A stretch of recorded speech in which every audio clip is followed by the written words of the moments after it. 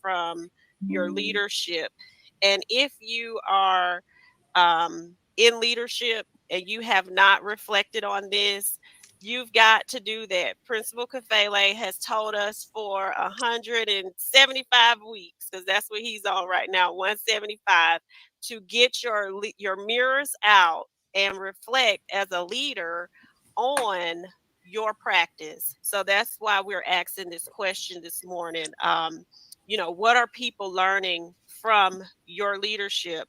Now, as a leader, I asked myself, good morning, Principal Kafele, this question multiple times, because if you're not reflective as a leader, number one, you're not going to grow. And you don't just have to be reflective yourself, because perception is everything. You have to ask yourself the question and be real about it. And you also have to get what other people perceive that leadership as, because everything is relative. People experience things based on their experiences. So if you may be intending for something to come across a certain way, but that might not be how everybody felt it. So if you're not getting feedback from people, you will also not grow. You can be reflecting on something and thinking it's great, honey, I did that thing, I did that, and everybody else is mortified. So you really have to be reflective, but you also have to be collaborative in that you're open to receiving communication about what's going on as well.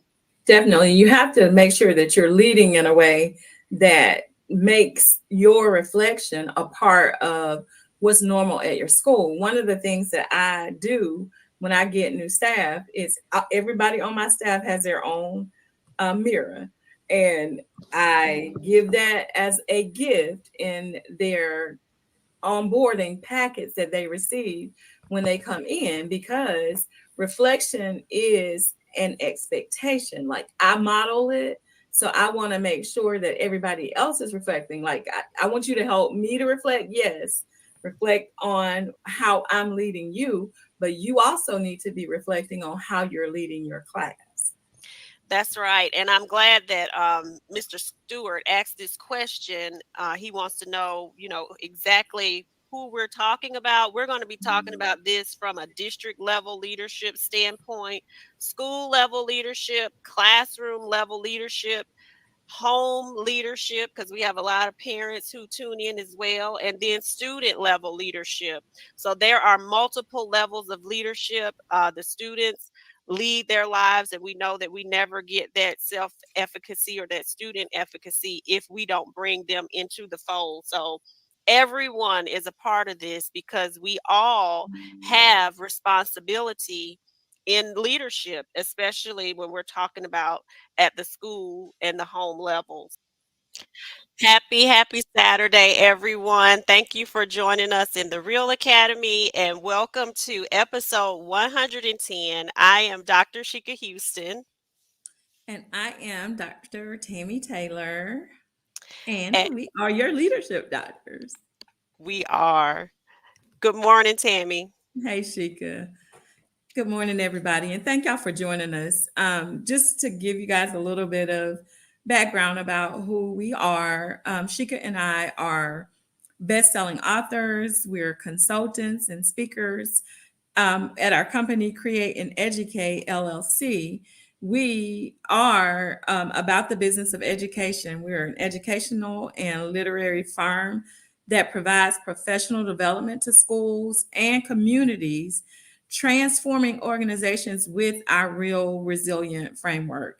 We've used that framework in our own work, and that framework is what helped us to lead our schools to increases in our report card ratings in a single year. My school went up 3 report card levels, and Chica's went up 2. So we're using a tried and true framework that we developed.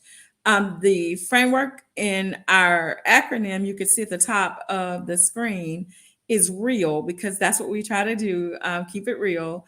And the REAL stands for respect, excellence, accountability, literacy, and leadership. This framework we've used to coach leaders and to teach our framework to those in buildings that would like to build efficacy with their teachers and their students by putting systems in place that align to the work of school improvement. And what we do is try to help you make that process more manageable, because when the work is manageable, teachers and leaders won't stress out and they don't burn out. And as the leadership doctors, we are here to help you to align those systems. We are super excited this morning because Principal Hurt came with it again this morning. He was going to hit a home run, and you did, Principal Hurt, as always. Somebody said you are on fire this morning, and we appreciate that. We are going to continue with our discussion because he is absolutely correct. We have to keep the main things the main things. Most definitely, Tammy. And why do we do this work? We are committed to helping the most vulnerable population on the planet, and that population is children. The two industries that we serve that support that population are our churches and our schools. And during this time where people are leading schools and leading churches, some people are in need of help. There's a lot of different things, a lot of different new aspects to both of those scenarios. So the solutions that we provide are things that we learned. I talked last week in our promo about Rome being on fire, and Rome is on fire in some places, and we have just a little bit experience with Rome being on fire, leading our schools to improvement. My school moving up 2 report card grade levels in 1 year, and Tammy's school improving 3 report card grade levels in 1 year. So even though we were in that fire, we did not remain in that fire. We were able to lead our staffs through that, and they have remained out of that. So the things that we have learned from that experience, we now help others who are helping that most vulnerable population, which is our children, which is our future. So for us, it's a commitment, but it's also passion, because this is what we care about, and this is what we know will make a difference in our schools and in our societies. So definitely want to shout everyone out this morning for joining us. Miss Donna, so glad to see you. Principal Laws, Miss September, Michael Bitten, Josh from Texas, Dr. Dixon over in York. Thank you for joining us. Principal Sean Hurt, Garia, Melissa Jones Chunu. Thank you all for joining us. Principal Kafele, we appreciate you, and he'll be up next. It jumped on me. Let me see where I left off. And also Lynette. Thank you all for joining us. And Crystal, if I missed anybody, please charge it to my head and not my heart. Arcella, thank you for joining us. So we are continuing our discussion from last week, as you saw from our promo. What are people learning from your leadership? So we talked about that aspect, from the aspect of the school board level leadership, district level leadership, school leadership, also classroom level leadership, because our teachers definitely are leaders of their classrooms. At home, we have a lot of parents tuning in. You are the leaders of your home and your children, and leading that. And then students also are leading themselves in multiple capacities. So the first thing we talked about, as Principal Kafele teaches us, get those mirrors out. You have to reflect. If you're not constantly reflecting at whatever level of leadership that you are at, you are not going to improve. And that's just the bottom line. One of the things that I like to teach when we're teaching in classroom practices of just how to reflect on the day with children is pluses and deltas. I love that system of just, let's talk about what went well today. Let's talk about what we need to improve on. Because if we're not looking at those, and in observations, we call them those glows and grows. If we're not looking at those, then we're not on that track to constantly improving. We talked last week about being a visionary, being a unifier, and modeling collaboration. This week, we are continuing the discussion with being an effective communicator. And everything that we talk about, we like to relate it to our framework that Tammy pointed out earlier in the show at the top of the screen and over our shoulders. This is our real framework, and that really helps people to align the work. So, being an effective communicator really hits on every portion of the framework. We start with that door of respect. If you don't have that respect coming out of the gate, you're not going to get really far with anything. Excellence, accountability, literacy in both areas of math and reading, and leadership. So, when we're talking about communication, and I'll start with our school board members because it was interesting in public schools, our school board members don't really attend conferences with us, but when we presented at Central Michigan University, a lot of school board members were at the charter school conference, and I kind of thought that was really good because them understanding what educators are going through and what is needed, I think is essentially helpful. So when we're talking about school board level communication, what are people receiving? What messages are people receiving from you as a school board member? And we know school board members are there to support their constituents, the people who voted them in. And you have to make sure that things that you're saying shows that you support your constituents and people who voted you in. And if you're in a charter, it may be the parent panel. You may have been appointed in some way.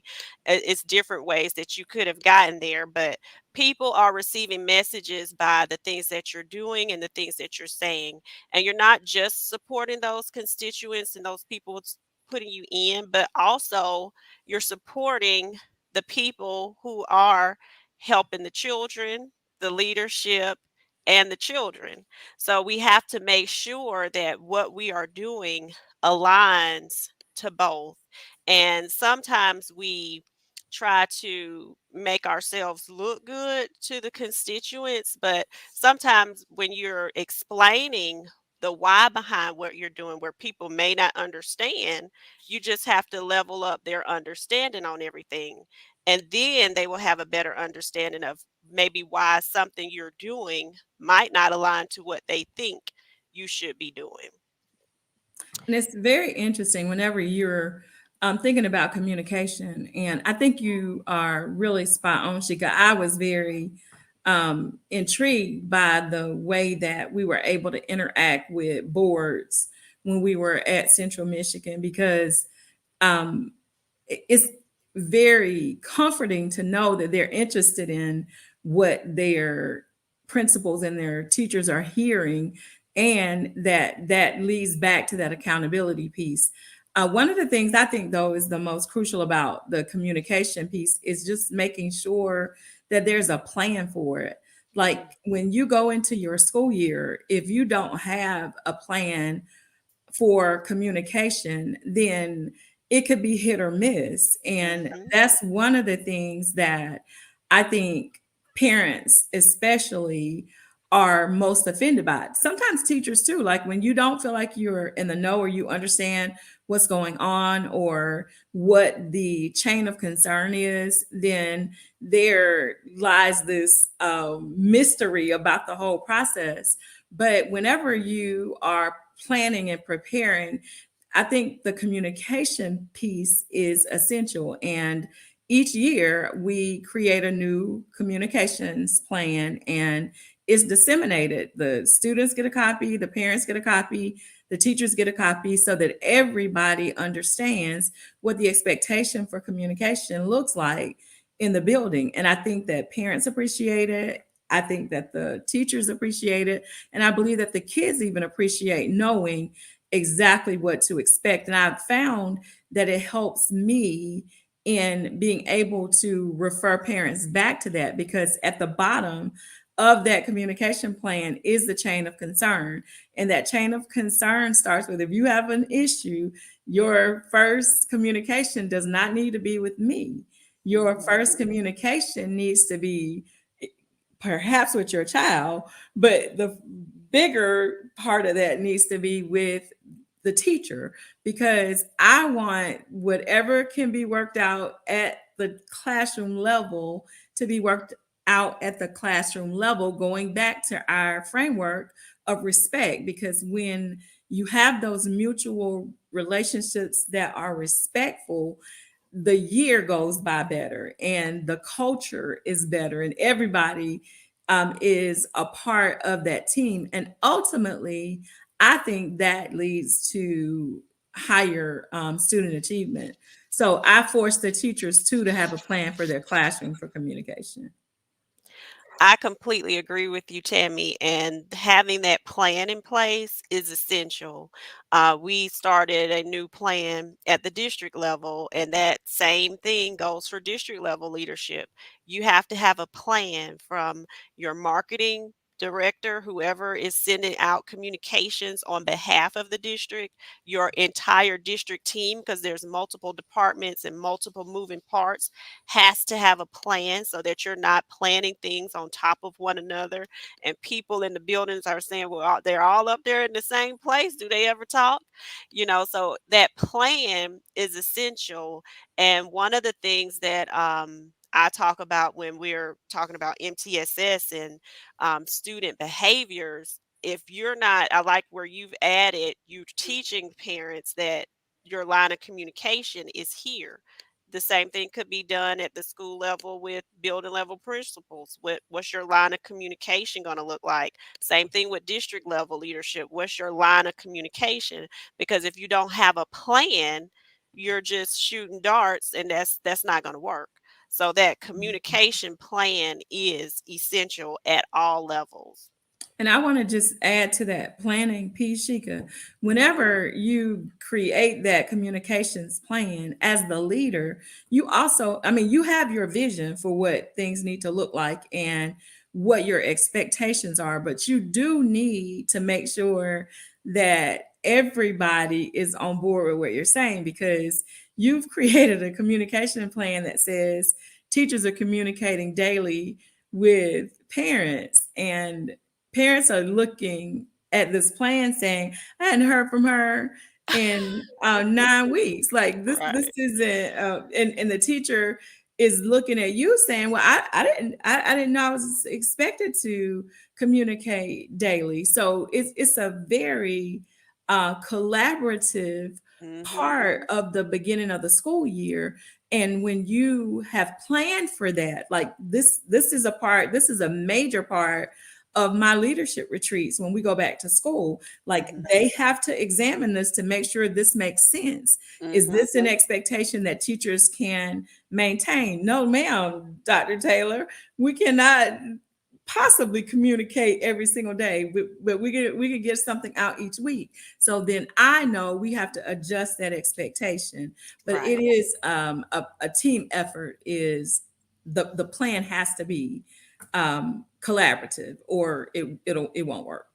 Most definitely. And I love that you're you've brought in that collaborative piece, because your parents are an important part of that, and they even have a communication plan for their home. And even when you give them examples of what that could look like for at home, I know that my husband and I have to communicate regularly about who's picking up, who's dropping off, who's going to the band um, pick out the instrument thing. It's a lot of moving parts when you're talking about being at home with children at different schools that have different schedules, different things going on. So even parents need a communication plan, and would maybe even appreciative of an example of what that looks like from the home level, and that makes them inclusive in the part of the school as, oh yeah, well, this is something that I understand now from the principal's lens, because now I see how it looks on my level at home. And when we're talking about children, we're always complaining about them being on their cell phones. What is the children's communication plan? This is a new topic in my home now that my daughter's in middle school and begging for a cell phone. So, one of the things that we do with students when we're looking at their time, how much time are you spending on social media? on your phone? How much time have you devoted to your studies or your work? And as a result of this time assessment that we're doing with you, because of your communication plan that you might need to perfect a little bit, what are the results of things happening with you? So even students need an effective communication plan. How are you communicating with your classmates, with your siblings? We talk about respect a lot in my house.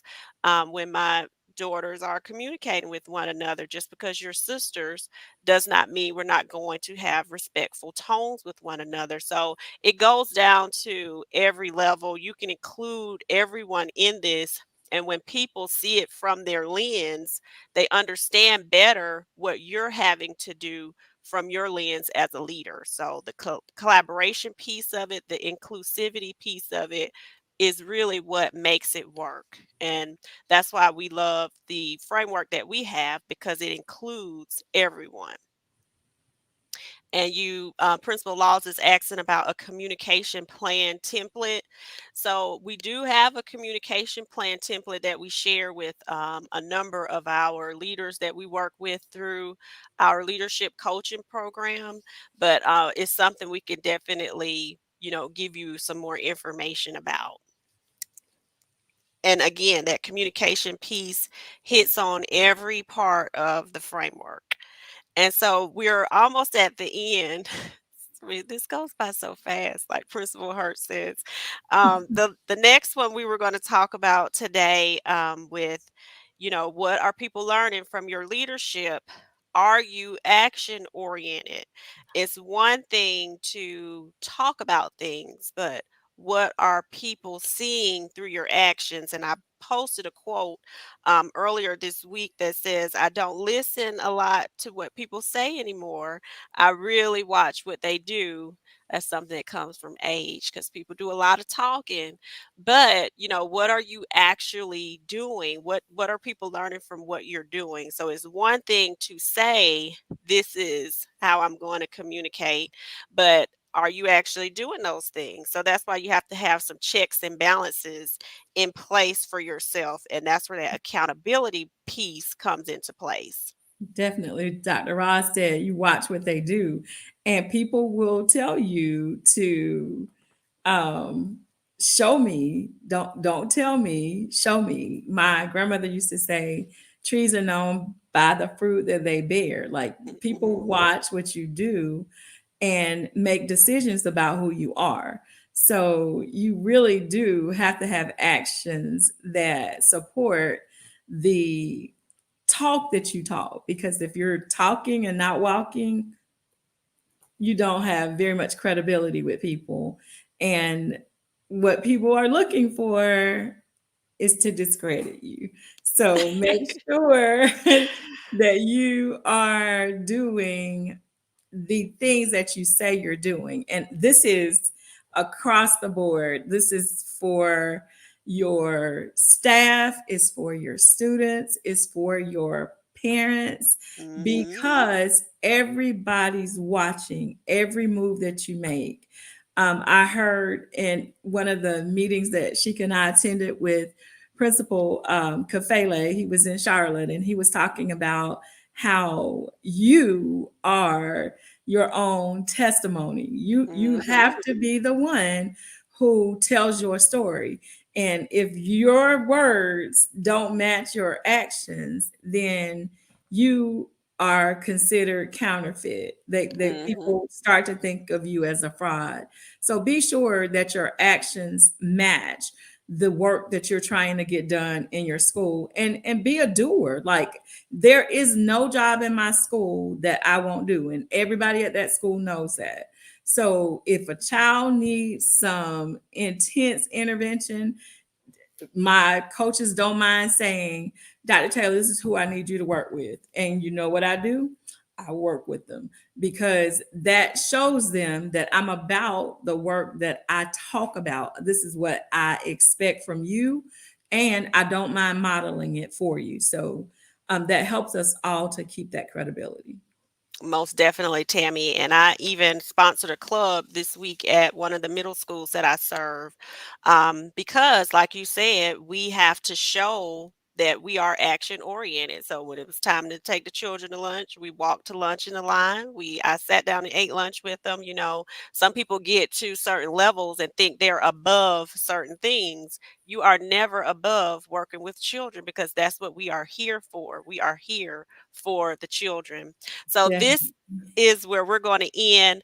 Um, Miss Dot, we are so glad that you are recovering well and so happy to see you here. I didn't want to end without saying that, but it is time for us to jump on over to Principal Kafele's page. He has a phenomenal guest today. And don't forget to join us Sunday with Josh and Dean on Unlock the Middle, and then come back here next Saturday, starting off with Principal Sean Hurt at 10 o'clock, us Create and Educate at 10:30. We'd love to see you here. And don't forget, we create places that thrive. So keep thriving on this Saturday, and we will see you next week. Thank you guys. Have a great rest of your Saturday.